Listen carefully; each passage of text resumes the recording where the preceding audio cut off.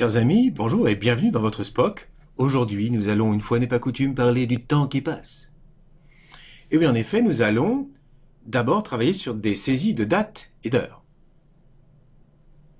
Ensuite, nous apprendrons deux méthodes, deux manières pour afficher la date du jour. Nous appliquerons des formats différents sur les dates, avec plus ou moins de précision et de longueur. On fabriquera même un format personnalisé à l'anglaise.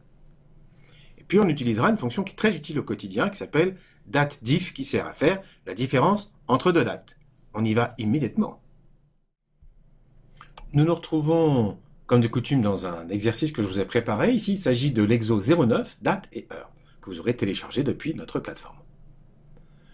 Première chose que nous allons faire, c'est ici, dans cette cellule, saisir, tout bêtement, 12H30.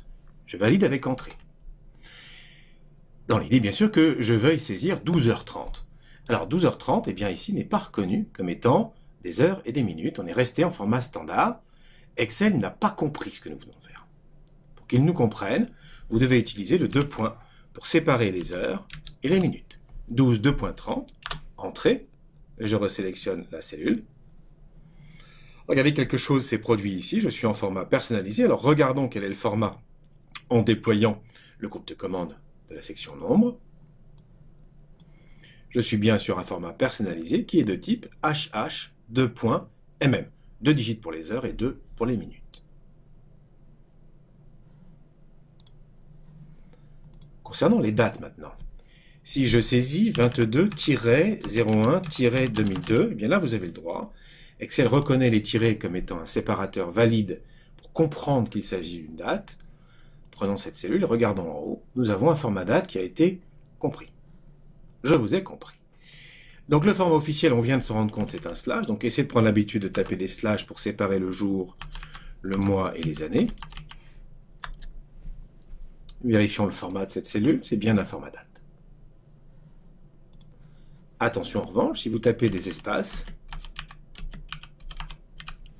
entrée pour valider, et ici il s'est passé quelque chose, plutôt il ne s'est rien passé. Excel n'a pas reconnu cette entrée comme étant une date. Nous sommes restés en format standard, donc ici nous avons une chaîne de texte avec des chiffres séparés par des espaces.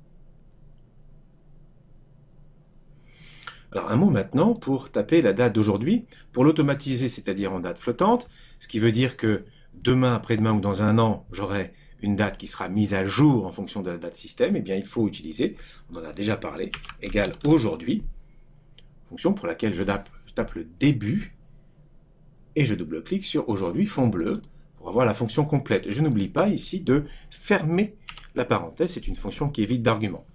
Donc date flottante, aujourd'hui, la fonction ici est allée chercher la date qu'il y a dans le système, dans Windows. A contrario, si je veux une date fixe, c'est-à-dire qu'elle ne se mette pas à jour demain, eh bien vous la tapez haut la main, ou bien vous tapez CTRL et point virgule sur votre clavier, c'est un petit raccourci utile dont on a déjà parlé, vous tapez sur Entrée pour un résultat équivalent. Donc ici, la date flottante avec une fonction aujourd'hui. Ici, une date fixe qui a été ou bien tapée à la main, ou bien CTRL point virgule.